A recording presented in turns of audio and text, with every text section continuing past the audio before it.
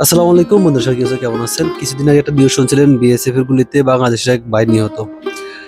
তো ওই সময় অনেক লোক আছেন, যারা অনেক দলের লোক আছেন, তারা নিউজ করছেন যে তারেক রহমান কি করে, তারেক রহমানের আমলে ভালো চলে নাই, মানে অনেক ধরনের সমালোচনা করছেন তারেক রহমানকে নিয়ে।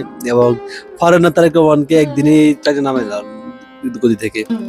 কিন্তু কিছুদিন পরে সিলেটে যখন আবার সেই গোলাগুলি হয়েছিল, যখন এখান থেকে যেন আবার রিপ্লাই দিছে বিজিবি বাংলাদেশ বর্ডার গার্ড, তখন তো আইস পর্যন্ত দেখলাম না যে ওরকম কেউ নিউজ করতে। কিছু কিছু নিউজ হয়েছে, সেটা হলো সরকারি ভাবে।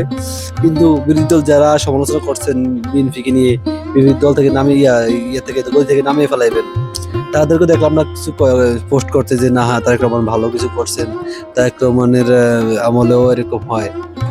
মানুষ সমালোচনা করলে শুধু করবেন একদিকে, এটা তো হয় না। সমালোচনা করবেন আবার ভালোটাও বলেন, সমস্যা কি তারেক রহমানের?